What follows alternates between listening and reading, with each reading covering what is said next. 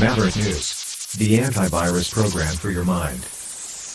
And now, the Freedom Reporters.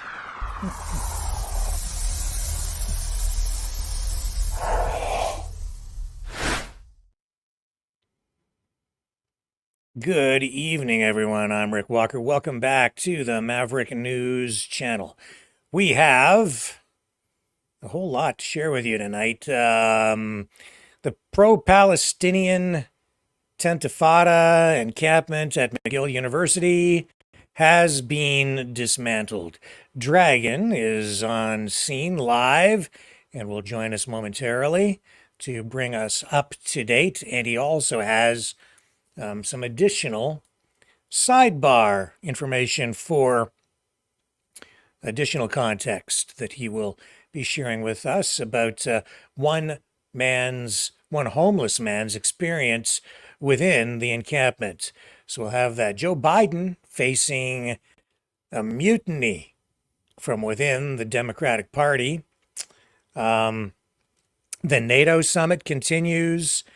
Trudeau set to announce his plans to start spending much bigger in order to, I guess, appease NATO members who have been highly critical of Canada's free rider or freeloading, cheapskate approach to international security. We'll bring you up to date on that. And what else do I have for you tonight? Oh, yeah. Haktua Girl. She's on her way to Canada. I'll tell you all about it. Don't go away. Lots to talk about tonight. You know, someone very profoundly once said many years ago that if fascism ever comes to America, it'll come in the name of liberalism.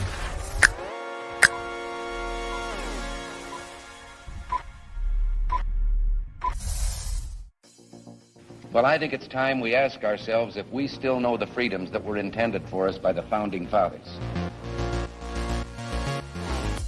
If we lose freedom here, there's no place to escape to. This is the last stand on Earth.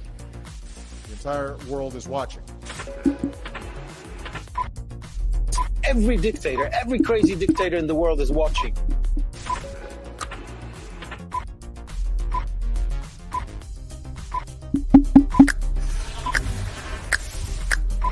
The world is watching. On TV, the entire world is watching. On social media. But the entire world is watching, and yes, they are seeing what we have apparently bravely been willing to say that others are thinking. Stand for freedom. Literally stand for freedom. Let's get this done. The entire world is watching. We're at war with the most dangerous enemy that has ever faced mankind in his long climb from the swamp to the stars. Maverick News. Maverick News. Maverick News. Let me have more control of my own destiny. The world is watching.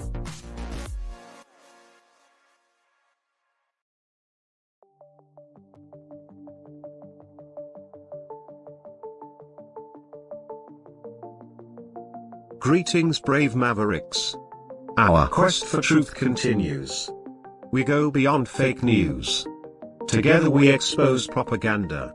Together we pull others out of rabbit holes. We are maverick thinkers. We are all unique individuals. Defenders of individual rights and freedoms. Credible. Trusted. Grounded in reality. Maverick News. Maverick News. Defending free speech. Free speech. Donate at freedomreporters.com. Do it now. Tomorrow may be too late. Maverick News. The world is watching.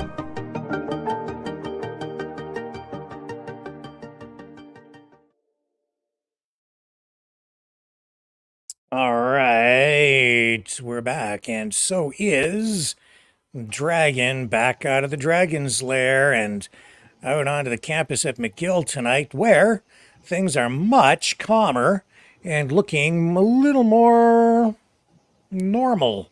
What is happening on campus tonight, sir?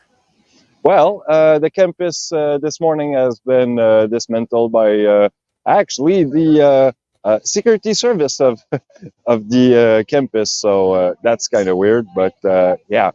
So as you can see, right behind me was the location exact of the encampment, and as you can see, it's a green lawn now, and the wall, as you can see, that were hidden by the encampment now is visible, but as you can see, there's a lot of graffiti and thing that has been done on the wall. So Yes, in fact, you sent a couple of images here. Let me see if I can pull them up here. Here's one image of some of the graffiti that was done. What yeah, building is this that we're looking at here, Dragon? the building right behind me. Okay, I, I, and I just a think little if you want to closer. see, if you want to see it from another angle, because you know the tree is kind of hiding, and you can probably not see it, but in that direction, Yeah, you see the rest of the wall there. You got more the red graffiti is going in that right. direction. You got some white graffiti on the behind those windows. So yeah, this is where it Just is all. yeah, just a sample of some of what was done to the property on campus there. So, what do we know? I guess that we know that police moved into the area and handed out eviction notices this morning, and Hmm. then, but it wasn't police who evicted the the campers, the protesters. It was private security hired by the university. They Yep, moved on to campus and then told the protesters that they had to leave. Things did not go entirely smoothly, as we will show you. Hang on while I pull up this footage. So this is the, keep in mind, this is private security now clashing with the protesters. So this is what it looked like earlier this morning.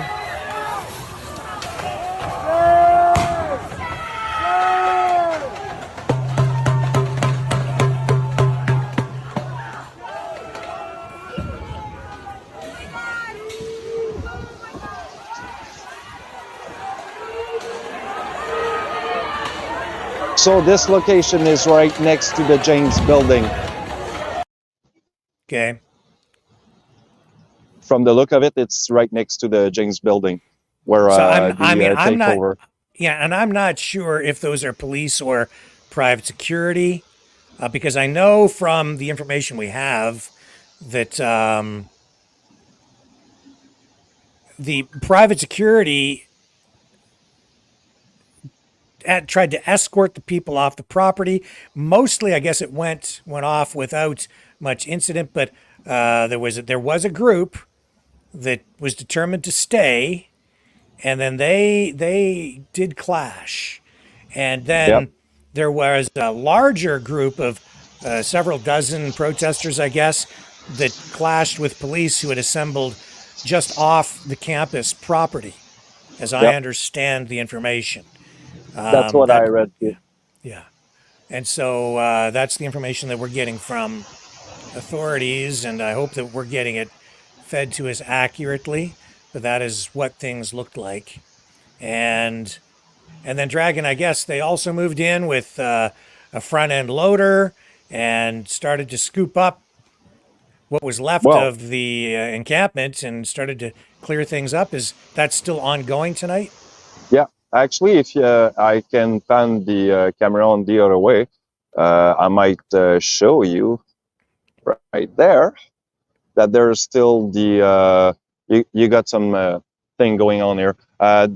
Just 5 minutes ago, there were a red truck there, which was taking some barricades and what was left from barricades and stuff like that that was used for the encampment. So yeah, and this is where it was. So right And now they it's cleared. and they have you pushed back to a sort of an area further back because it's being treated kind of like a crime scene, right? They have Yeah. police Well, tape right up and now so on. I'm on the sidewalk next to the Roderick Gate that is just right there.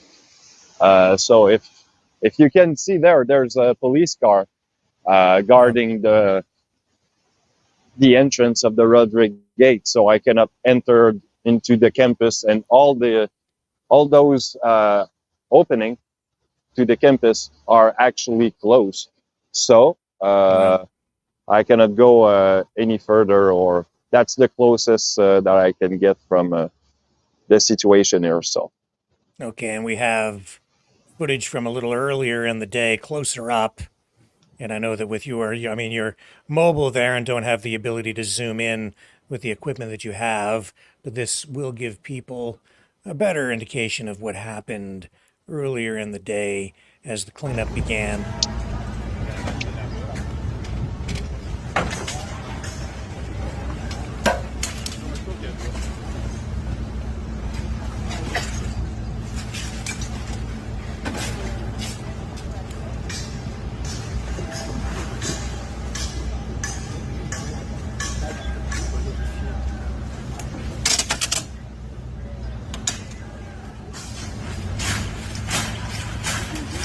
Tearing the tents down. Yeah.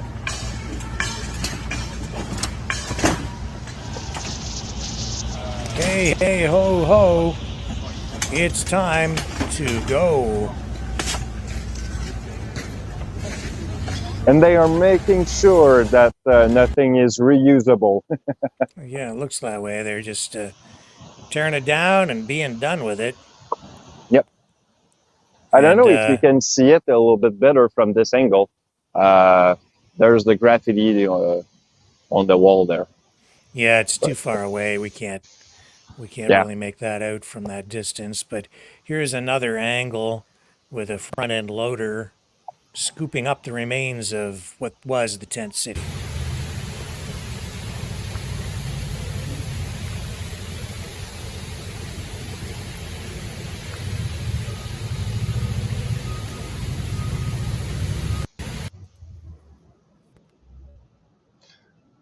I recognize that area. It was just right around this corner right there. Yeah, yeah. I've been accustomed to the campus now. Right. So yeah, as I say, police were there, but kind of stood back and let the private security force take things into their hands and evict people from what is property that is controlled by, in the care of, the university itself. It is university property, not really public property, although it is publicly funded. It is still the property of the university.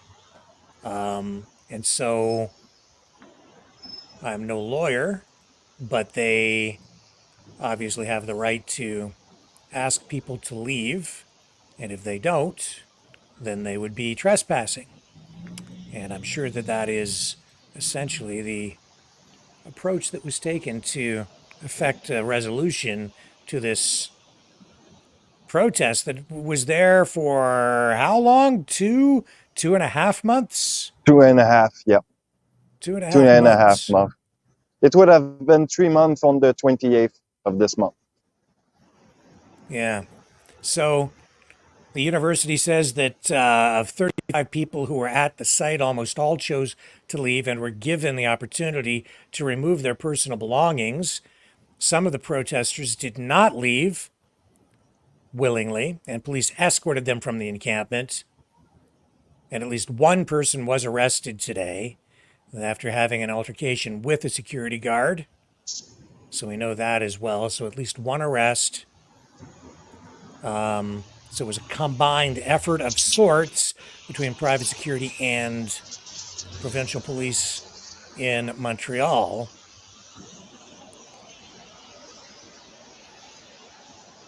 And there was that clash. So it was a bit of a clash. Yes, it was indeed. So the question now is, what happens next? And I guess that is not really clear. The protesters, of course, demanding that the university divest from any company that Yeah. is involved with military spending or the military industrial complex. And I guess that is, I'm not sure where things stand with that. I don't know if the university has done anything to meet their demands. But what are you hearing there? Well, Any indication that these guys are going to come back? I don't know actually. It's hard to see what's gonna happen next. Though there's still probably a march coming on the 13th at the Petit Maghreb in Montreal. So that's in the Quartier Saint-Michel. So I will be there pretty early and make sure that I'm not, uh, losing any feet this time because I mean, they were pretty adamant on that march that's going to happen this Saturday. So we'll see if that's going to happen. Okay. Well, If not, well, that is I'll have a beautiful walk around the Montreal city. I have a feeling they will be there. If they say they're planning that, I'm pretty sure they'll be there. And there is nothing to stop them from doing that at all. That's at this point, that would be another legal protest, just a different location, different That's it. protest, and that, as far as I can see, does not constitute an occupation or a violation of anyone else's rights, property rights, or otherwise, for the right to freedom of movement and so on. But what did happen, I guess, was it last night? Or I don't know when you collected this information, but you have another part of this story involving a homeless person, a homeless man, who had been down at the encampment to show his support and had Yep. been camping with the protesters to show his support. And then tell us what happened with this gentleman, Dragon. Well, it was Monday night. I was making a little round around here, just, observing if things were changing, what was kind of happening in nighttime. I was curious a little bit. So I was wandering around. And then I see this guy. Actually, that it's not my first time that I converse with this gentleman. Pretty intelligent guy, actually. And yeah, just he's homeless. He's been part of the support member of the pro-Palestinian here in McGill campus, and he was also the one who was giving me those pamphlets when I was at UCAM. So the pamphlet that I've showed you a few weeks ago were from him. So I mean, he was kind of my insider, if you will. So Monday I come out around here, and on the other side of the sidewalk, I see him. I go talk to him, prepare a camera around just to, record the whole thing, just in case there's something interesting that can be hold on from there. So he tells me that he was evicted from the encampment because he was making people nervous and uncomfortable. So it's kind of, well, probably because he's homeless and doesn't probably shower a lot or whatever. But, people were making comments on him while he wasn't there. And at some point, someone told him, "You got to leave before midnight, or we're taking your stuff out, or even gonna take your stuff that might be needed." So I mean, it's like, yeah, people will be taking his thing if not taking him back, which So is, to me, it's a thieves. It's thievings, and you're gonna. They were willing to tease a poor homeless guy, so that's kind of sad. so this guy down there showing his support, hanging with those people to join the Yep. protest. He was protesting with them. Yep. Homeless, and he was there sleeping with them, camping with them, protesting with them. He was friendly enough to speak to you from time to time. Then Yep. they decide that they don't like him, and they evict him, a homeless person, from the tents, or a tent that he maybe had. Do you know if he had his own tent or what was going on? Yeah, actually, his tent was on the. When I was passing around, you always seen like 3 or 4 tents outside of the encampment. Well, Yeah. he had one of these, so that's where he was residing, if you So will. he was actually just on the outside of the encampment in his own Yeah. tent, and then they told him to take a hike. They evicted the homeless person from Yeah. the tent city. This And then- weekend, they had to tell him to go away. So All right, here's video that you shot when you spoke to this gentleman. Was this last night before the eviction? no, Monday night. Monday night. Okay, so you've been sitting on this for a little while. So here's what it is. This is in French, so we'll let some of this run just so you can see what was going on. I don't understand French well enough to make sense of this, so you will need to translate for us, sir. Okay, I will. as we go Mon along. style, moi, ça fait 2 semaines que j'appelle au processus de conseil, council process. Quand tu parles de quelqu'un, tu ne parles pas dans son dos. Puis quand tu prends une décision à son sujet, tu l'inclus dans la... What's he saying? So basically, what he's saying is that he was being 2 weeks speaking to the council of processes. So he would probably speak with the organizer of the protest. And at some point, they were speaking against him on his back. So basically, not putting him inside the conversation. Éclaircir les malentendus. Ouais. Puis au lieu de raconter n'importe quoi, puis là, ben, tu fais des So there's a suppositions, bit et of puis a misunderstood with him and the rest of the group. And for these misunderstood, this is why they have decided to kick him out. sur qu'est-ce qui est arrivé parce que tu as eu des oui-dire. What the fuck? Moi, je touche pas à personne sans consentement. So I'm not touching anyone without consent. That's what he Par just said. accident, je me suis pas rendu compte que la personne n'est pas à l'aise avec moi. Je m'excuse. People are not always easy with me or comfortable, so I'm sorry if that happened, but I'm not the kind of guy who like to put people on that type of situation. Puis je crie jamais après personne à moins qu'on se mette à crier après moi. Puis j'essaye même de tempérer ma voix, mais j'ai une bonne voix qui porte. Fait qu'on m'accuse de crier, c'est pas vrai. So I quote, so I'm going to quote him. He says, I don't scream at anyone. I'm not the kind of guy who's going to scream at you only if you scream at me. And I'm sorry, but I got a good voice. So my voice is loud naturally. So I'm not screaming. Exclu un peu. Un peu. So I asked him, you've been excluded. So he says, I was excluded. Like, this is where now he's going to say that they gave me till midnight to get my stuff out or we're going to take it. Ils vont y toucher. Fait que là, j'ai fait le message à quelqu'un de confiance. Puis là, la personne est allée les voir pour leur dire ce que j'ai dit, que si moi, je suis responsable là, des affaires de 2-3 absents.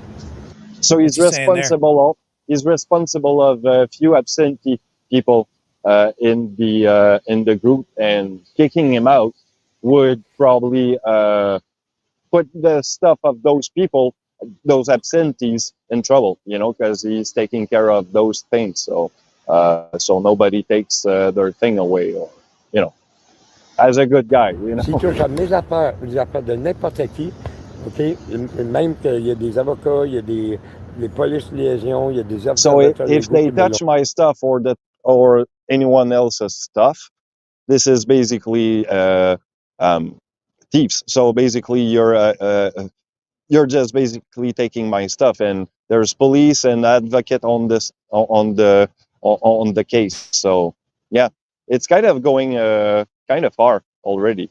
On dit, quelqu'un touche à ma chaise roulante ou à n'importe quoi de mes possessions, ils connaissent pas mes handicaps, ils ne savent pas qu'est-ce qui peut m'arriver s'ils font. So you're not allowed to touch any of my stuff because you don't know my handicaps, you don't know what I've been going through, and then I ask him, it's like, yeah, if I touch something that you don't like, you might have a panic attack or something like that. I know those stuff. I've been there. Because they were threatening to take his possessions. Yeah. Je panique parce que je touche à quelque chose. Mais regarde, moi tout à l'heure, là, ils m'ont mis tellement sur le stress, j'ai pris l'autobus, j'étais en état de choc pour 45 minutes et j'ai oublié mon sac dans l'autobus. He's been on, because of this, he's been so much on stress that he took a bus out of the bloom, if you will, and forgot his bag with a lot of important belonging and also some money for his rent.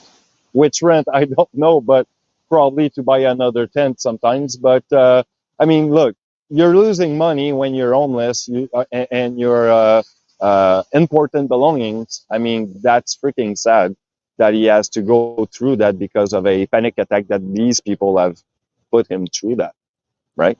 Des choses très importantes, puis peut-être une partie de mon loyer qui était dans le sac. So yeah. So this is what he said. It's like important stuff in my bag, like my rent money, and yeah. So this guy has lost his bag probably because of the stress that he's been enduring because of the eviction, the way they have been treated him or talked to him about, taking possession of his belonging if he's not taking it back before midnight. So it's kind of sad. Yeah, I don't like it because, I mean, I've been homeless myself. And I feel for this guy, you don't want to lose the only thing that you have, right? I mean, this is not cool. Okay, so, wow. So the poor guy, homeless already, and down there living in a tent with the protesters to show his support for them, and then they tell him, they kick him out and threaten to take his stuff. Now, and of course we can't really get their version of the story because they won't talk to you. Yeah, right? Sadly. Nobody will tell me anything about it, and probably just denied the thing, so. Wow. And I suppose it's all a moot point now because the encampment is down. They all got kicked out. Well, I'm thinking that there's probably possibilities that they will erect another encampment somewhere else. That's probably also to be looked for. Well, certainly this issue is far from over, right? Some things tell me that it's far from over. Yeah, absolutely. There's this other story, too, that came out this week about the mayor of Montreal having to be evacuated during a borough council meeting. Yeah. Do you know anything about that? Well, the only thing I can tell you is from the report I've seen, some protesters were at the council, and on the question portion, when they had asked some question, actually, before asking any question, they had to rent on their, how you call that? They're chanting, right? And call the mayor of Montreal basically a genocider because she's with, the people who's putting money in there and with the encampment, the McGill campus and all that in the between. So, I mean, yeah, they were just chanting, you're all genociders and how many people you killed, stuff like that. So. Now, was that just recently? Because I'm seeing stuff to indicate that this... I think it was something like Monday or yesterday night. Yeah, maybe like 2 days ago? Yeah. Probably Monday. Yeah, I guess so. I wasn't aware of this. I don't know all the stories going on everywhere in every city, every neighborhood around the world, right? This update has been going on for like a few hours ago, actually. So this is why I wasn't aware of it. And I think I have sent you the link from it. So yeah. So this is like this was totally new when that came out when I sent that to you. So it was hush hush for probably 2 or 3 days. probably more. Here we are. Yeah. Yeah, this is current. And I have to translate the French here so I can try and read this French. Oh, my grade 6 French. It's terrible. Israel bombs, Valerie provides the weapons, they chanted at this council meeting. And yeah, same concerns raised by the protesters, saying that basically the mayor and council are complicit with genocide. They chanted, "Shame on you for dismantling the campus in solidarity with Palestine and with people experiencing homelessness." Yeah, well, they were the ones who evicted the poor homeless guy before they ever. You don't care about them, hammered a woman who filmed her intervention. Did I told you once before on Maverick News that they like probably sometimes to do the mirror thing, right? You're the one who's doing the problem when actually they are the one who's doing it. Like a liberal. Oh, man. Well, my goodness. So, okay. I'm sure the story will continue, just not tonight because it's been cleared out. And that's the way it is on this. What day is it? It's Wednesday today, right? Yep. Yeah. So. And this Saturday there's going to be a march, so probably they're going to take a rest for those few days before Saturday. I never know, but let's see. I mean, I got my eyes on every little thing that comes out in Montreal, and probably I'm gonna see something interesting to come and look at. Okay, well, I'm sure that you'll keep us up to date, and I would just say I'm very glad, I'm very relieved that nobody was injured, nobody hurt, as this chapter in this ongoing story draws to a conclusion. Any final thoughts here, Dragon? Anything else we need to know? My final thought is stay cool, always stay positive, and you know where to find me. So. And where do they find you online? Well, it's the Rising Dragon on the YouTubes and also on Twitter. So the one Rising Dragon will always keep you awake because I wore pretty hard.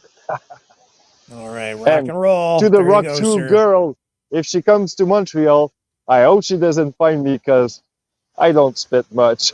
Oh, well, you know, she's on her way to Canada, but not to Montreal, to the best of my knowledge. Oh, unfortunately. Darn. I'm sorry, but you're going to have to get yourself out to Calgary if you want to connect with the Hawktua girl. Oh, my. Okay, folks. Thank you, Dragon. Great work again. And I'll be right back on the other side of this, folks. Do not go away. Fighting the Great Reset by leading the Great Resistance.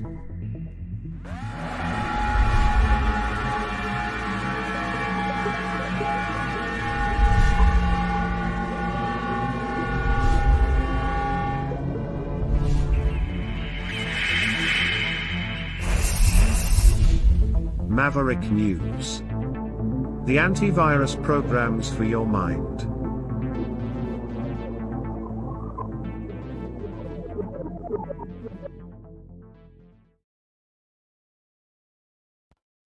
Okay. Thank you again, Dragon. Once again, excellent work and truly appreciate that. Where are we going to go from here? Let's talk about... we're actually going to go out to Alberta in a few moments, but let me just get this stuff queued up so we can take a run at these other stories for you. All right. Don't need that. We did that. And where's my... Here we go, right here. All right. Little Miss Muckmaker.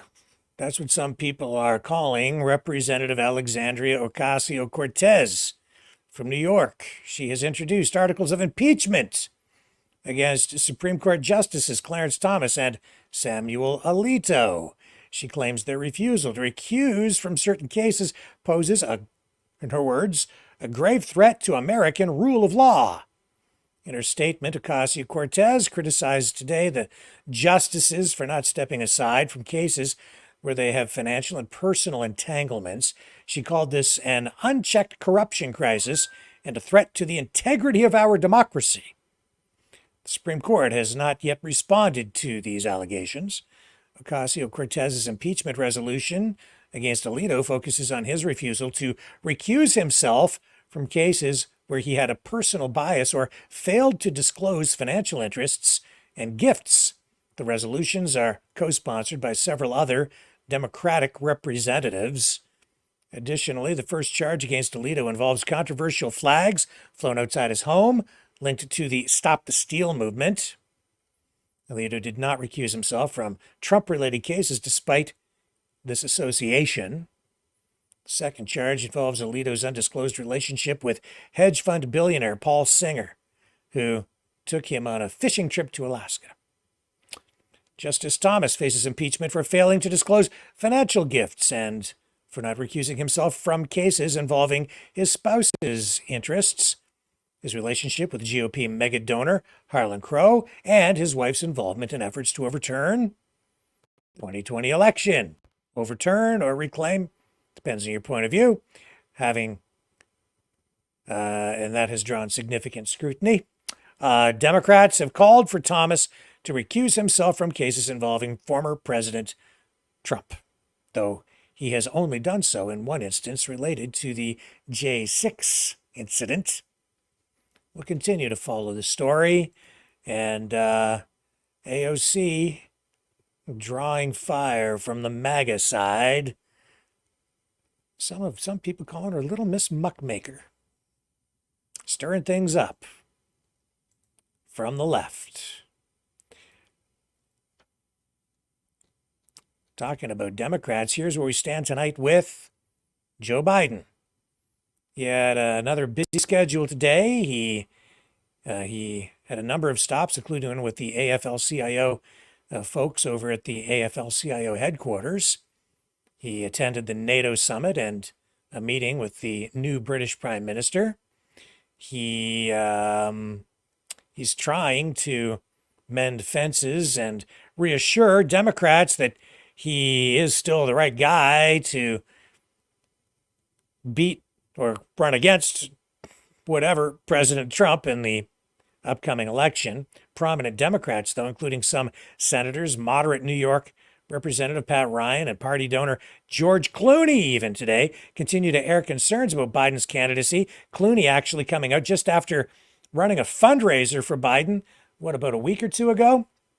Now calling on him to step aside and publicly airing concerns about his candidacy and his ability to beat Trump because of his very obvious mental decline. So Biden, I guess, is going to do another big interview next week on Monday with Lester Holt of NBC. It'll be another one-on-one.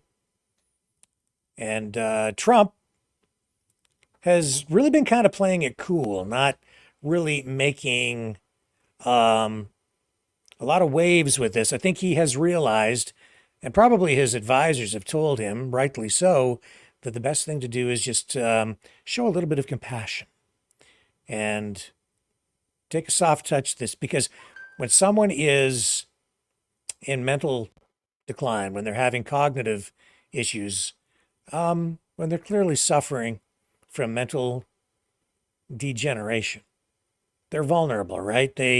And to pick on somebody like that, or even get aggressive with them in your comments, yeah, I think it would just come off looking bad. It's like picking on somebody your own size sort of thing, right? So he's just been sitting back kind of playing it cool. But over the next week, look for Trump to again start to score some pretty big points. Like Trump has made some appearances in media, but it's been fairly low key. He's going to steal everyone's thunder again next week, I expect, when speculation will ramp up heading into that Republican National Convention about who his running mate is going to be. And even last night, he was on the upswing again in terms of getting attention from the public through the media, even the media that he has such an adversarial relationship with. But that speech that we covered last night in Doral, Florida, it was a pretty good one. He changed up what he was saying in his speech. So often his speeches have been so repetitive, which is just what politicians do. But last night he had new material and it came out of the debate and he capitalized on it and then came out with the, I'm a better golfer than Joe Biden. He doesn't have the handicap that he said. He challenged him to a golf tournament, mano a mano, and a anytime, any place, one-on-one encore debate immediately, even this week, right there at Doral Golf Course. Come on down, Joe, he says, and we'll do it man on man, man to man. And it hasn't happened yet. No word from Joe Biden on if he's going to accept. All I can tell you, folks, is I think, and this is me editorializing, Biden is toast. Because today, yesterday was seen as sort of a pivotal moment by many in the Democratic Party. They said, the decision sort of has to be made today. No, they've had a bunch of ongoing meetings, and today things really just got worse for him because even more prominent Democrats came out and spoke out against Biden continuing to run. They want him to step down. And while some people are sticking by him, the numbers are beginning to taper off. His support is eroding. I told you before, I don't think he can survive this. That was the single worst debate performance in the history of U.S. presidential debates, period. More than a disaster. It was a nuclear disaster. It was terrible. And I don't think he can recover. He will be gone shortly. Who will replace him? We do not know. But I'm 99% sure it's not going to be Michelle Obama. From all the information that I have looked at, and maybe you disagree, it's not going to be her. Who will it likely be? My guess is Cackling Kamala. Now, Trump was going after her, calling her Laughing Kamala. No, he should have called her Cackling Kamala. But now that I've said it first, I think I have trademark privileges with that, copyright. So if Trump wants to use it, he's going to have to make a donation to the Maverick News Channel. $30 or more, and we'll send you a free t-shirt, Donald. And Donald, Mr. 45 number president guy, if you make a donation to Maverick News, where we've covered you extensively, you can do that at freedomreporters.com, because I know you love freedom. You can support free speech, freedom of expression, free media right here by supporting the work that we do every single evening on the Maverick News broadcast. Or you can go to Maverick Donations, Mr. Trump, and donate there. I don't know what the laws are on a politician donating to a news organization. I don't even necessarily want to know if it was you. But if you do tell me it's you, I can send you an embroidered Maverick News shirt with a donation of $60 or more. And you can have that shirt in any color you want as long as it's black.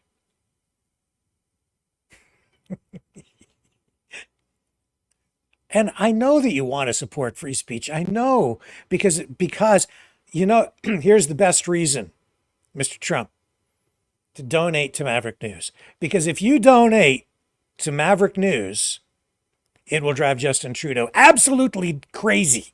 He will hate it. It will drive him nuts.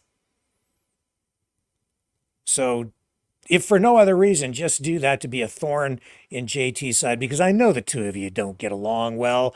I know that you clash, but don't worry. The winds of change are blowing. JT, just like Biden, is on his way out. They were having secret meetings in the backyard of Chrystia Freeland, the deputy prime minister, after the Liberals lost a by-election in a Toronto stronghold where they'd had a Liberal member of Parliament sitting for over 30 years. But when that Liberal MP stepped aside and they had to have a by-election, it flipped Conservative, which tells you if you get elected and you return to the White House, you're probably not going to have to deal with Justin Trudeau very long, because I think he will ride out the remainder of his term right to the maximum amount of time allowable under the Canadian Constitution and Elections Act, which means next summer. So you'll only have to deal with him for maybe 6 or 8 months likely, and then he's going to be gonzo. So it's okay. But you can help us get people closer to the truth and closer to a replacement for Justin Trudeau by exposing the truth by donating at freedomreporters.com, Mr. Trump. Just saying. Just saying. And we're going to be going out west to Alberta to talk with John Scotty Rimby Scotty Johnny, and he's going to take us on a tour of a museum out there that pays tribute to our veterans, which is timely given that we are going through a NATO summit right now where the 75th anniversary of NATO is being recognized. And as part of that, I have noticed that there's just a little bit of, how shall I put this? A little bit of artistic license being taken with some of the clips that are coming out of there. It's part of the propaganda campaign, really. Here is a clip from, we showed you the original clip. This was Biden speaking at the summit with Jens Stoltenberg by his side, NATO chief. And nothing about it struck me yesterday as being unusual. He said, I realized I was talking to your wife because Biden was making reference to a request that he was making that Stoltenberg stay on and extend his term, which is, I guess, not really, I don't think that's going to happen. But anyway, he's spoken to his wife about extending the term. Anyway, he said, I was speaking with your wife, but I'm seeing that some anti-NATO, if you want to call them that, anti-NATO or, anti-NATO would be a good way to put it. Social media accounts, especially on Twitter, are taking liberty with what was said, twisting it a little bit, suggesting that Biden actually said, I was effing your wife. I realized I was effing your wife. I didn't get that from this. I'm going to play it, and then you tell me what you actually hear. What does Biden say here? Periods in its history. I realize, I was talking to your wife, I personally asked you to extend your service. Forgive me. And you put your own guide at this alliance through one of the most consequential periods in its history. Excuse me. I realize, I was talking to your wife, I personally asked you to extend your service. Forgive me. I realize I was talking to your wife. Did anybody hear otherwise? Did anybody hear him say, I realized I was effing your wife? I didn't hear that at all. But as you can see here, some people thinking that Biden said, I realized I was effing your wife. As you can see in that text on the top of the screen there above the clip, I didn't get that at all. He definitely didn't say that. So as much as it's, Biden is low-hanging fruit and easy pickings these days, I don't think you need to go around making stuff up. There's plenty of other material. But in this particular case, my assessment is not just fact-checking, you can just clearly hear it. He didn't say that. So I have to come to Biden's defense on this one. That was not an F-up. But somebody's trying to F him up by sharing that kind of tomfoolery. And propaganda is what it is. All right, stay with me, folks. We're going to come back on the other side of this and continue with our coverage of today's top news stories. And we'll be going out very shortly to that Veterans Museum. And John Scotty Rimby, stand by. The information war is raging. Truth without integrity is worth nothing. Maverick News. Because those who have power and those who seek it must be held accountable. The world is watching. Join our family of truth seekers. Donate today and add your voice to the chorus of Maverick Knights. Donate at maverickdonations.com. Truth. Integrity. It's the Maverick way.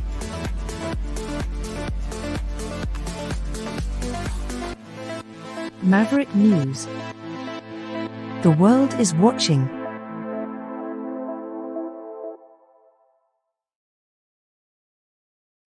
All right.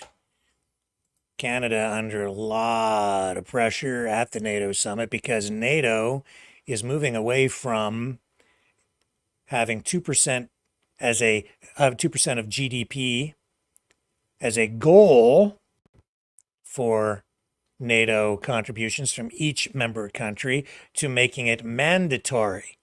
And at the NATO summit, Canada is under pressure. Justin Trudeau is under pressure to come up with a plan, lay out a plan, explaining how Canada is going to reach that commitment.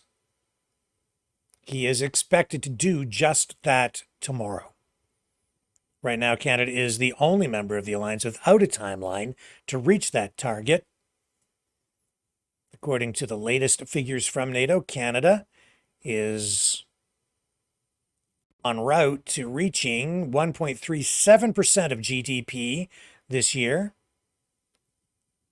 while 23 of the 32 NATO member countries are on track to meet or exceed the 2% pledge in 2024. Defense Minister Bill Blair also is in Washington with Trudeau for the NATO summit. Today, Blair addressing Canada's financial commitments to NATO. He was explaining where Canada is at with that during a conference at the NATO summit where he was speaking about Nordic security specifically and the recent inclusion of Sweden and Finland as NATO members and why he feels that is advantageous, good for NATO and the Western world and for freedom. And here is Bill Blair on this NATO panel on Nordic security. Sweden joining Norway, Iceland, and I would include Denmark and the United States in our presence. I believe with the advent now of Finland and Sweden joining Norway, Iceland, and I would include Denmark and the United States, of course, in that relationship, we have now got a united NATO presence from Russia's eastern shore to their western shore.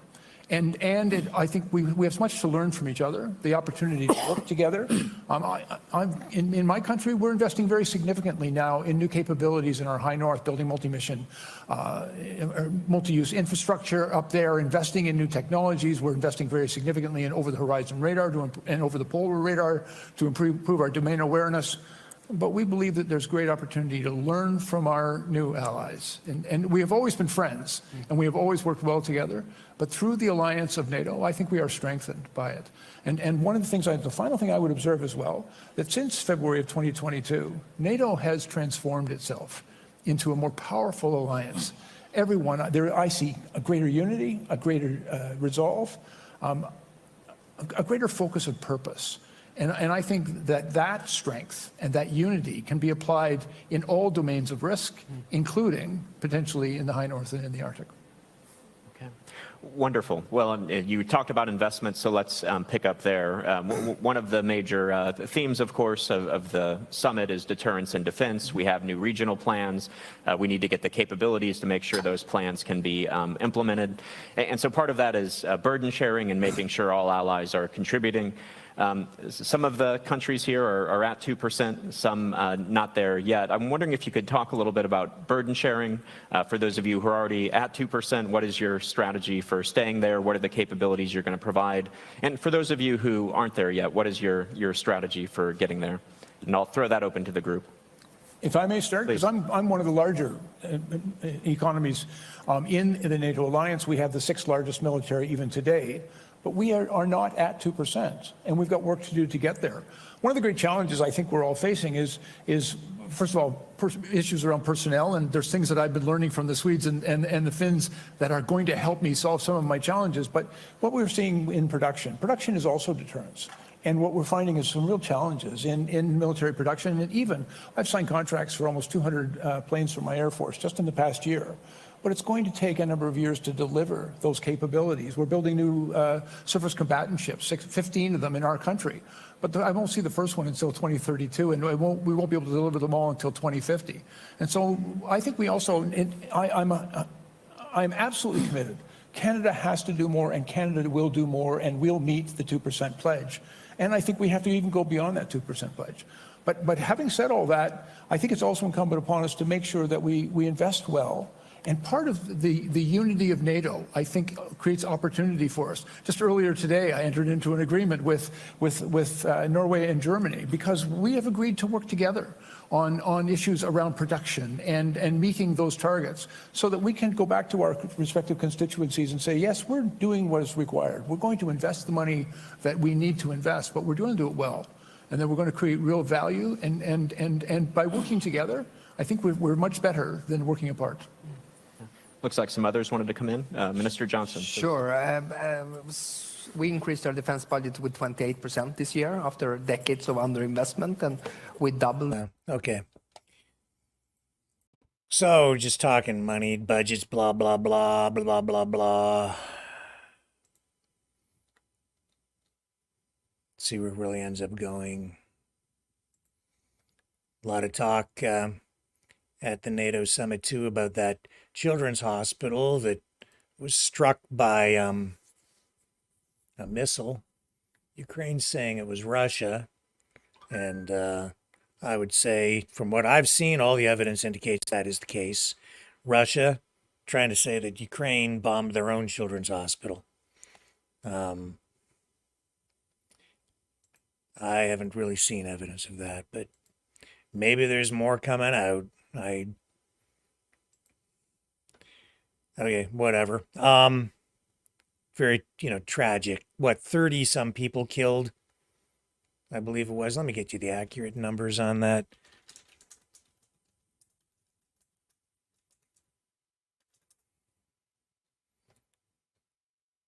So most recent information is that all the evidence at this point says it looks like that children's hospital likely took a direct hit from a Russian missile. And NATO has agreed to strengthen Kyiv's air defenses in the wake of the attack. we knew that those additional air defenses were coming anyway. And Russia, of course, is denying that it deliberately targeted the hospital. And for all I know I don't know. I can't imagine people honestly on either side are monstrous enough to actually do something like target a children's hospital. Collateral damage, accidental strike, I can believe that stuff. But hey, it's a war, and I do hear terrible, terrible language from people during times like this, where they literally, when you dehumanize people on one side or the other, it makes it a whole lot easier for people to go and kill human beings that they don't really view as human beings anymore. UN has been taking a look at this, and there has been analysis of the video footage and assessment made at the incident site. And I'm still waiting for more information on this to try to get you as close to the facts and the truth as I can. But there was a fair amount of talk about this again today because of the NATO summit and because of the incident itself. Zelenskyy making reference to it. And, lots of pictures from the scene, lots of evidence, of course, showing the damage, the destruction, even the deaths and the injured.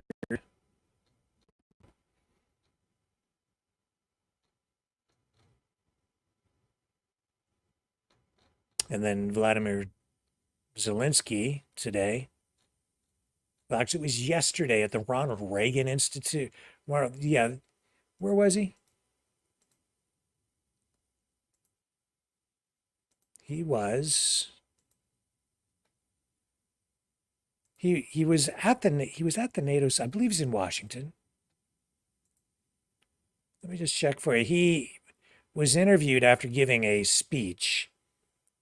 At the Ronald Reagan Institute, and during the course of that interview, he said, that when you look at, and I'm paraphrasing, but when you see children and people killed, that at times like that, he and others do at times want to kill Vladimir Putin because of the pain of seeing people killed.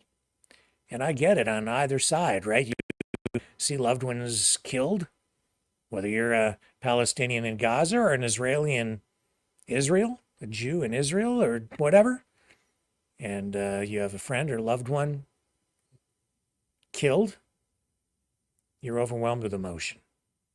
This is what continues to fuel war. So, of course, the propaganda machines have ramped up and they've latched on to that clip of Zelenskyy saying that he wants to kill Putin. I did watch one clip that frankly was edited to cut out part of the statement, which was a response to a question. But it wasn't entirely in context. I'll just put it to you that way. Here's Zelenskyy, though, talking about these F-16s that are coming. And today, Tony Blinken at the summit said that the F-16s are on the way now. And Zelenskyy says that, of course, they're appreciative, but they need a whole lot more. I hope this is in English. No, it's not. I don't have the English translation. Anyway, he says that Russia is currently using about 300 jets over Ukraine, that they've committed to the battle there so far. He says they have a lot more than that, but they're using about 300. And so we are expected to see, I believe, about 50 F-16s.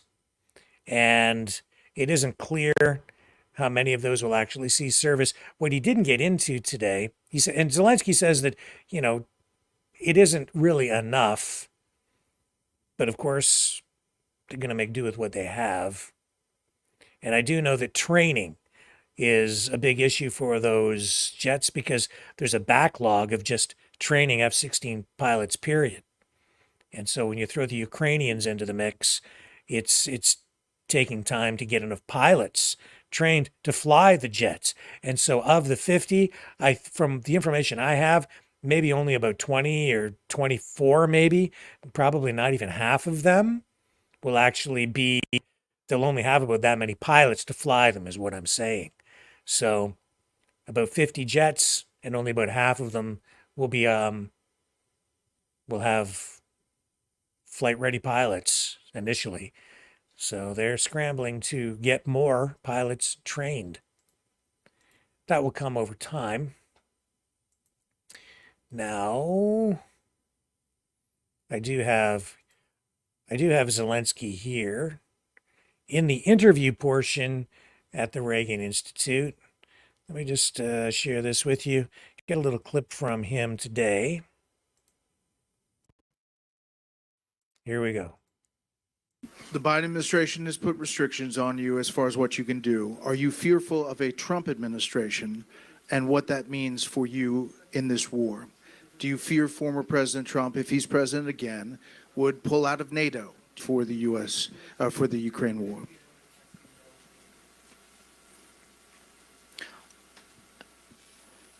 I don't know that United States will never go out from the NATO. Otherwise, the world will lose a lot of countries, because such people like Putin. We will lose small countries which are the countries which are very sensitive to this topic. And I hope that United States will never seriously think to go out from NATO. I think so, but I'm just sharing with you my thoughts. And I hope that if people of America will not change, and will not change. You don't think he can solve it in one day? I don't know. I don't know very well him. I don't know. I had meetings with him, and we had good meetings when he was the president. But we in English, but we didn't went through the war with him. And only during the war you have to understand. Even me, I had a lot of, in Ukraine, I had a lot of friends. At the very beginning of the war, we lost them because they found another land for them. It's their choice, but this is, that's period. That's why I can't tell you, that what he will do. If he will be the president of the United States, I don't know. That's why I wanted very much. I heard his messages, and some messages yesterday in Twitter, yeah. X. They've been very, sometimes we need answers. For us, it's very important to hold the situation in Ukraine in our unity through the people, not to lose unity through the partners. That's why sometimes these messages also beat us. Right. Yeah. And I asked you this when I was there about, the population in the U.S. that feels like we've spent too much money and we're doing too much, and in 91 borders. Is that still the goal today, or could you see a negotiated settlement that ends this war for you and your people? The best way, of course, after the first peace summit, to organize and prepare the plan, put in by majority of the world, to put him and to push him to stop the war. This is the best way. And when we speak about territories, you have to know that, first of all, of course, we need to save people, nations. And that's why, and of course, we are not need to lose. We don't want him to be on our territory because anyway, it's a frozen conflict. And it will depend on years when he will prepare and come back again with invasion. He will do it. 1938, a potential agreement you're saying with Putin may not work. Oh. I don't know. I think he loves the process. That's the problem. He loves the process, and it doesn't matter what to occupy it. He loves the process and the process, and this is his history, and he will do occupation, whether military occupation or political occupation of Belarus, like he did it already, from EU direction again back to Russia. Now he's doing. We love Georgian people very much, and I hope that it will not be this way. It will not finish this way. But he loves this process. So it doesn't matter when stop him. Two more things. President Biden gave you 31 Abrams tanks last year. What happened to those? Did they make a difference? I'm not sure that such number of tanks can change the situation, the different weapon, which helped and etc. So I mean that it's like the dialogue about F-16. What number? There's coming this summer, right? I hope so. You know, we always wait. Like my mother waited me after school, and I always found the reason how to come later. But much more serious, much more serious. Yes, the problem with F-16 and the dates. But to be honest to each self, not to speak just, we have the decision with F-16 jets on the territory of Ukraine, 300 jets. They have more, but they use 300 jets. It's nothing. They have 300. We need, because we are defending, we need 128. This is the fleet. All these numbers our partners have.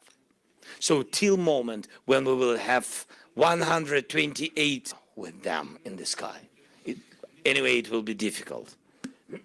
Last thing, here in the U.S., majority, the current political situation, they don't like their choices. They are upset about polls. I can only imagine what it's like to be a foreign country on the other end in the middle of a war. Do you tell the American people that this way for the long haul, and why? Weird jumps in all of this.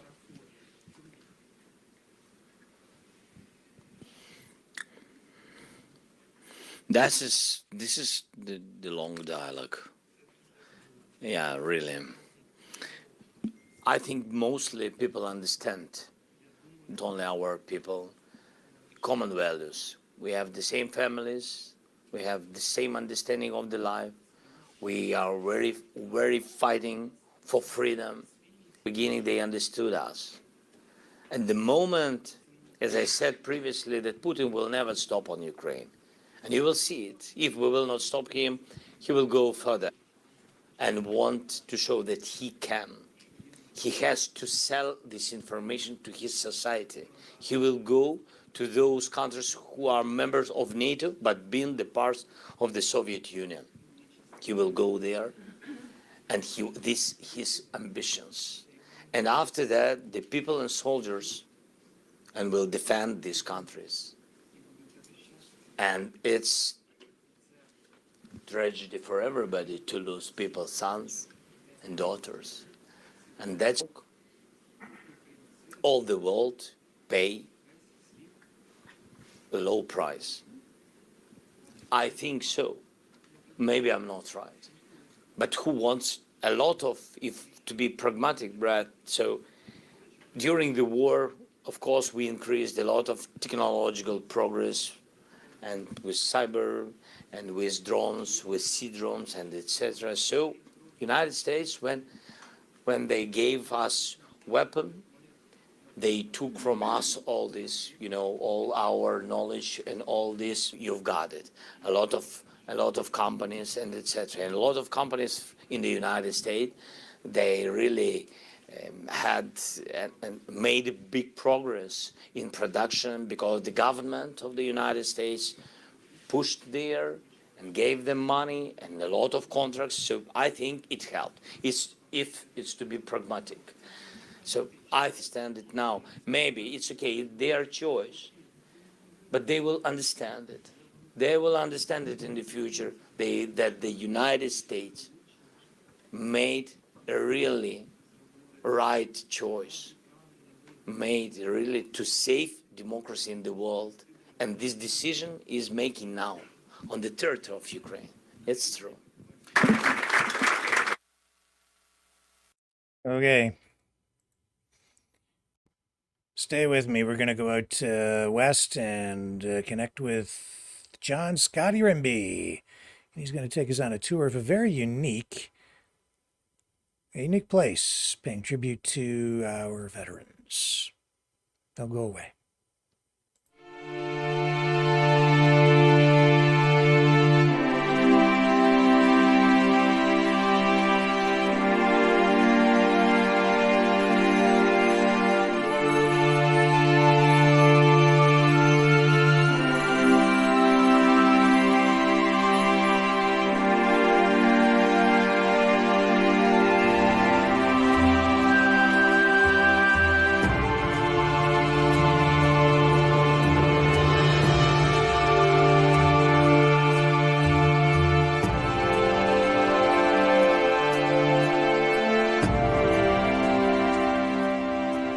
Maverick News.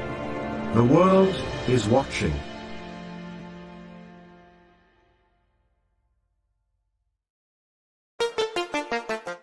The New World Order. Government overreach. The Great Reset. Mainstream media lies.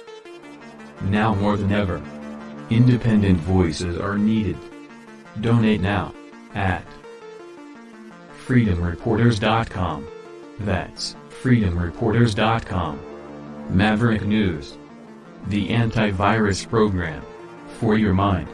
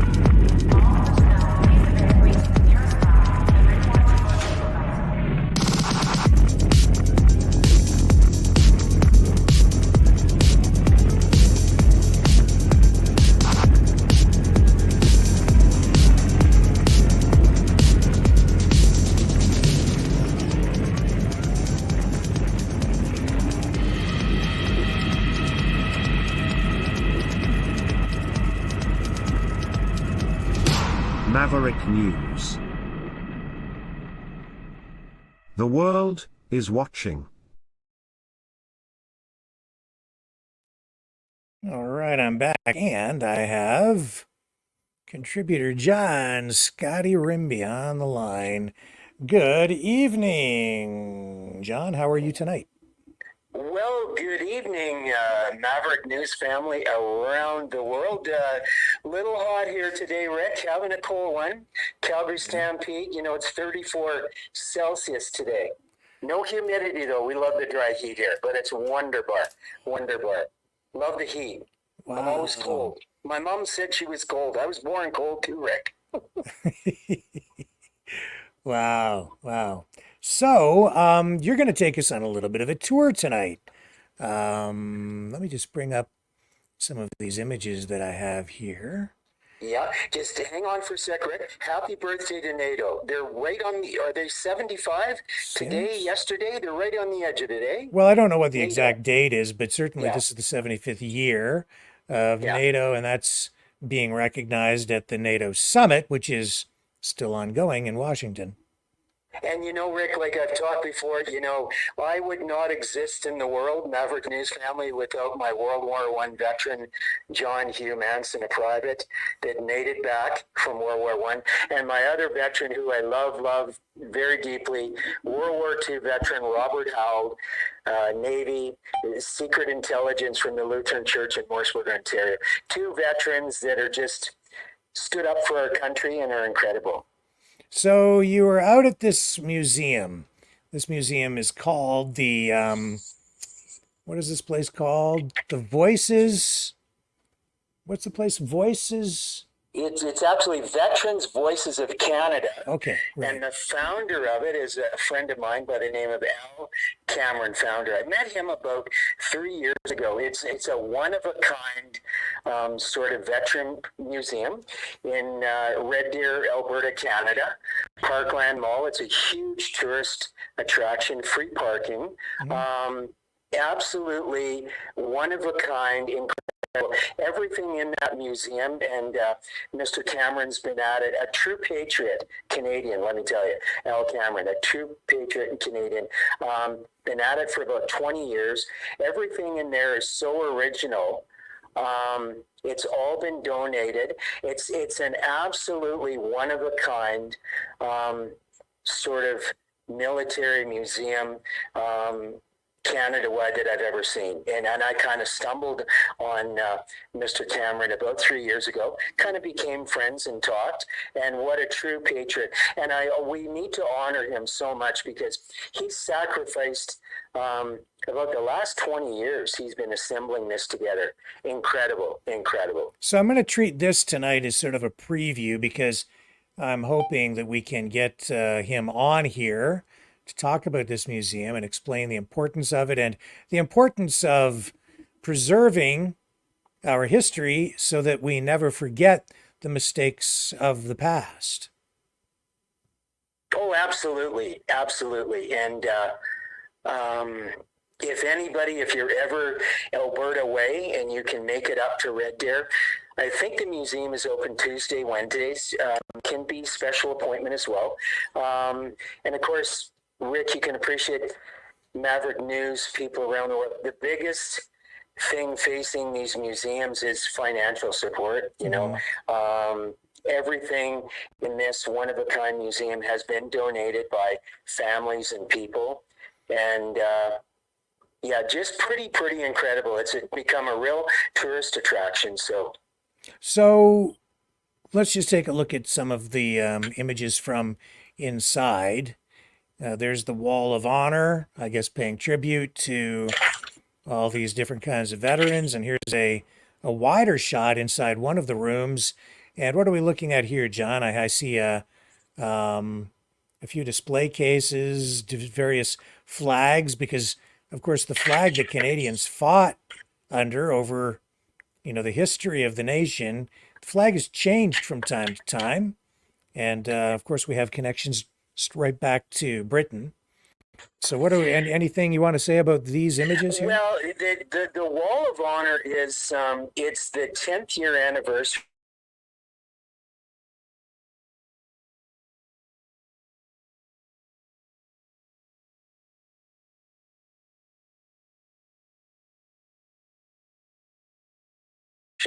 from the Boer War to current missions, and that happens it's their annual fundraiser. It happens on September the 7th, 2024, and runs from there into November the 12th. And it's kind of their only major sort of fundraising event of the year. To go to the museum, there's no entrance fee. It's free. If you want to make a donation of money, or you want to make a donation, let's say you have a relative that had, and here's the other thing, right? We have a lot of military veteran families that a relative will have stuff tucked away in a suitcase, in chest or drawers, wherever, and it's almost been forgotten about by the family. Please don't throw it out. Don't put it in the garbage. Don't put it in a garage sale. Please donate it to this one-of-a-kind museum with Al Cameron, Veteran Voices of Canada. Mm-hmm. And he's discovered stuff at garage sales, stuff literally that was in cardboard boxes, going to be thrown out in the garbage bin, and somebody saved it and they came in and they donated it to them. A lot of people, Rick, are not into military stuff. A lot of people are into cars, motorcycles, like whatever your venue is. Okay, so a lot of people do not value this history that may be in grandpa's box, wherever, or in a chest of drawers, or tucked up in the attic. This stuff is so valuable, Rick, world. And I just got to tip my hat to Al Cameron. This man is beyond Duesenberg, Rolls Royce. The stuff in this museum is so original. Like, he showed me stuff last year, actually money that was created at the Auschwitz death camp and traded among prisoners. Money created among the prisoners, the Canadians, Americans, whatever. This is a sort of one-of-a-kind stuff that is in this museum. And this museum, you will never see this stuff anywhere else in the world, Canada or North America. That's how original this museum is. And Al Cameron is dedicated like 20 years of his life building this up. And I got to give this guy full credit. He's been up against everything. And when everybody tried to turn him down, he went, no, this man is a patriot and has a vision of saving our military stuff and remembering veterans. It's all about our veterans that have fought in World War I, II, Korea, Afghanistan, all those different wars. Okay, so I see. So I mean that's really the bottom line. And this museum is located. Where is it? It's located in Red Deer, Alberta. Parkland Mall is a pretty famous mall on the north side. And he's right inside the mall. Only open a couple of 3 days a week, but that's all good though. And he's looking for a little larger space, and it's all good. All right. And again, the name of this place is, what was it again? It's Veterans Voices of Canada. Veterans Voices of Canada. There is a website for them as well. And, you know, I noticed that, you know, they have a Jeep or two in there. And I know a little bit about Jeeps. And so I thought I'd share some of that with you. One's a Jeep and one isn't. One was made by Daimler-Benz, which is a German company. The second one in there, which is interesting. And the Brits got a hold of it. And there is a couple of, I can't really name their names. There's some special individuals around the Red Deer area that are military collectors. And they've been so generous to donate on display their different sort of one-of-a-kind military vehicles for people to look at. Yeah, so you mentioned that one of the vehicles they have there that looks like a Jeep was made by not Jeep itself. And what I can tell you, it was made by Chrysler. Actually, the first one in there. I think it was actually called Jeep, but I think it was made by the Chrysler. Well, actually, you know, here I'm going to tell you something, John. Okay, you're the car guy, Jeep guy. Willys created the Jeep for the military. During the Second World War, they produced about 300. Now, this is off the top of my head. I'm going to run something though that a story that I produced quite a number of years ago about this. Willys produced about 380,000 Jeeps. As you can see, a massive number right here. But not all these Jeeps were produced by Willys. Ford produced a lot of these Jeeps, and one of the manufacturing facilities, I believe, was in Windsor. Anyway. Oh, that's right, So, Ford. No, I was thinking Ford. Chrysler, but you're right, Ford. And Al mentioned that to me, Mr. Cameron. He said, no, this was produced by Ford. Yeah, Ford produced about 280,000 during the course of the Second World War for the Allied forces. Canada was one of the very first countries to actually make use of the Jeep. And of course, the Jeep has gone on to become an iconic brand, changing ownership over the years from Willys to, you know, eventually in the 1980s, even Chrysler ended up owning Jeep in the 1980s. And today Jeep remains part of the Stellantis group of companies. But a lot of history there. and the production of Jeeps being part of the arsenal of freedom, as they called it, during the Second World War. And I have a report lined up for you right here. This from my automotive television show from a few years back, where I produced this report on the history of Jeep production for the war effort, and I share that with you here now. Long before Ford produced Broncos, they produced Jeeps. Yes, that's right. Ford produced Jeeps back in World War II. Ford's history with off-roading began well before the first Broncos were produced. Back in World War II, Ford manufactured about 300,000 Jeeps. This is a sometimes forgotten chapter in the history of off-road vehicles from Ford. That's because Willys, another company that produced the Jeep during World War II, took the Jeep from its military roots to civilian use and created the name Jeep with a capital J, and that's what has stuck in people's minds. During World War II, Ford also manufactured Sherman tanks and M10A1 tank destroyers, along with B-24 Liberators at their Willow Run plant.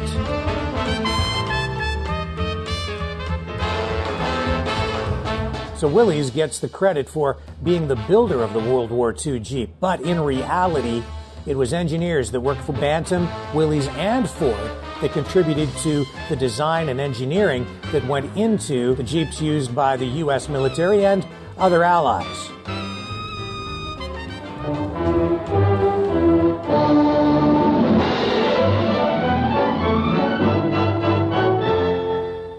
While the Battle of the Pacific spread today over a 5,000-mile front, the United States formally declared war on the Empire of Japan. Following yesterday's shattering and unprovoked attacks by the Japanese on Hawaii, the Philippines, Guam, Wake, and Midway, Congress met today at noon. By 4:15, the resolution declaring war was passed without debate and signed by the President, and the United States was at war. Again, Ford has gone to battle, fighting with all the skill, all the machinery at our command to bring peace again. In the service of America, Ford, the mass builder, has made thousands of Jeeps. The heavy M4s, of amphibian Jeeps. Here comes one, and in she goes. We've made trucks by the acre, and endlessly M10s, tank destroyers, the hard-hitting building these gliders.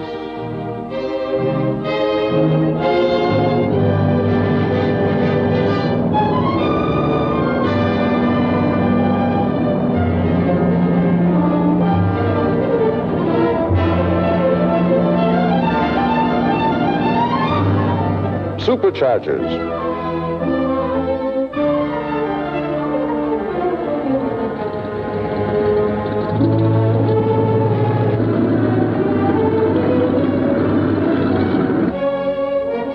Anti-aircraft directors, aircraft engines for America's planes, Thunderbolts, Commandos, Marauders. Here in the great Ford plants, we are fighting for America.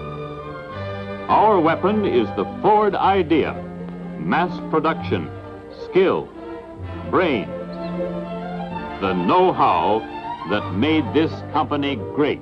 Ford's production operations played a big part establishing the arsenal of freedom that propelled the Allied forces to victory in World War II. Rick Walker, SST, Car Show News. And there you go, John. The arsenal of freedom and love it. Well, Rick, I actually got dropped off in a Jeep to see El Cameron today. Veteran Voices of Canada to get those pictures. I've had two of them. Rick, they're chick magnets. They're better than a Corvette, Rick. I'd rather sit in a Jeep than a Corvette, bro. Well, there you go. Well, John, thank you for this. We'll get in touch with the operator of that museum, I'm sure, with you, and we'll see if we can get him on for a little Rick, bit more detail. Do I have a final thought really Of quick course here? you do. Let's not forget about our veterans. PTSD, Veteran Soldiers Awareness, Hope, Love. Not all wounds are visible. And we need to remember that, you know, our veterans come back from work. There's another group called Canadian Legacy Project, and they help veterans across Canada. So thank you so much. I think we're going to have our friend on maybe in a couple of weeks, but thank you for giving veterans around the world. And also, Rick, let's not forget our United States of America veterans as well. We need to remember everybody. Absolutely. And, you know, politics aside, it's just important to recognize the sacrifices the people have made serving their country, you know, Rick, this has nothing to do with politics at all. It's supporting our veterans, remembering them. Some of our veterans they're homeless. They need help. They need home care. They need different stuff, and we have to remember them. Canada would not be what it is today, or the United States of America and NATO, without our veterans sacrificing their lives. And like I say, a lot of us would not exist without our wonderful family members and veterans coming back from overseas and supporting you know, our Western way of democracy. And democracy is a funny animal, but I believe in our gracious country, Rick, Canada. We got one of the most incredible countries in the world, and we can't forget that. We can't give up hope. And the United States of America too. We've got to. We can't give up the hope, my friend. Agreed. John, thank you. Appreciate this tonight, as always. God love Maverick News around the world. May God bless everybody. Cheers. All right, I'll be right back, folks. Don't go away. The sharing of biased and false news has become all too common on social media. More alarmingly, some media simply aren't true without checking facts first. Unfortunately, some members of the media use their platforms to push their own personal bias and agenda to control exactly what people think, and this is extremely dangerous to our democracy. In an ocean of lies a century deep, the truth awaits. Choose not the red pill. Choose not the blue pill. For both are an illusion. Discover the power of M. The power of individuality. We are mavericks. We are the way to the light. Fear not the storm. Join our quest for truth. Truth will set you free. Maverick News. The world is watching.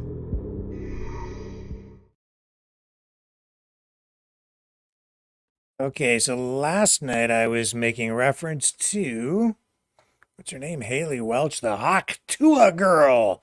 And I told you she was getting 30 grand just to make an appearance at a bar for a bikini contest. You remember the Hawk-Tua girl? Well, there's more to the story. I didn't get to share all of it with you last night. There's a Canadian connection. Just to refresh your memory, this is what the Hawk-Tua girl is famous for. And this is an impromptu, random interview she did on the street, and the way she responded in this to a sexually charged question resulted in her gathering up about 1 million social media followers. And now she has her own management company. She has sold well over $100,000 worth of Hawk-Tua girl merchandise, as you'll see in this little video here. You gotta give him that Hawk-Tua and spit on that thing, you get me? Girl, nasty, I've been a nasty girl. There's the question being, I guess, was what was it? What does it take to keep a man happy? And that was her answer. Embarrassed by it at first, she said, but then decided to live in the moment. Of course she did, because why? She's making bank. And 30 grand to make an appearance at a bar. And started off in, I believe, California. But she is actually on tour. And as part of her commitment to get that 30 grand. She has to make several stops, and one of them, you guessed it, the Calgary Stampede. Yep, she's going to come to Calgary to the Stampede. And she's going to be there, as far as I know, tomorrow. Haley Welch. And I did not get paid anything to promote this. I'm not promoting it. I just think it's newsworthy because she is sort of enjoying her 15 minutes of fame. And it's just a sign of the times, I suppose. So it says here, if you are in Calgary for the Stampede, you'll have the chance to see her in person. Welch is set to make a special appearance at the Cowboys Music Festival on Thursday. And some locals are asking questions like, what will she do on the stage? And here in these posts on X, formerly known as Twitter, says the Hawk Tua girl is coming to Calgary this week for the Stampede. What does she even do? Hawk Tua into the mic and then leave? Inquiring minds want to know. And this guy here says, this is why I stopped going to the Stampede. For exactly these kinds of reasons. So anyway, Hawk Tua girl coming to Kanakistan and the Calgary Stampede. Ugh. Ugh. Ugh, girl. Don't know what else to tell you, man. That's just the way it is on this 10th day of July, 2024. Love you guys. Again, if you are inclined to support the channel, you can do that. We do need your help because we don't get 30 grand to just show up at an event and go into a microphone. I actually have to think about what I'm going to say every night and try to not get myself into trouble. So you can donate at freedomreporters.com. That's freedomreporters.com. Takes you right to our PayPal donation page, $30 or more. Send you a t-shirt, no charge. Send you an embroidered shirt for $60 or more. And I have more hoodies coming as well. I have sweatshirts, and I have long sleeve t-shirts, like concert style shirts too. So yeah, $40 or more for those, and I'd be happy to send one along. And I appreciate the support that we have had. Please like, share, subscribe. Please make sure you hit the big thumbs up. That helps us a great deal. Big thumbs up. And if you hate us, I guess you can hit the thumbs down. That hurts us, but I don't care. You can do that too. Fair game. Go ahead. If you're upset about something, hit the thumbs down. Go ahead. I can take it. But I will be back tomorrow night for both the love and the abuse right here on the Maverick News Channel. We'll do it together at 7 p.m. Eastern Standard Time on the flip side.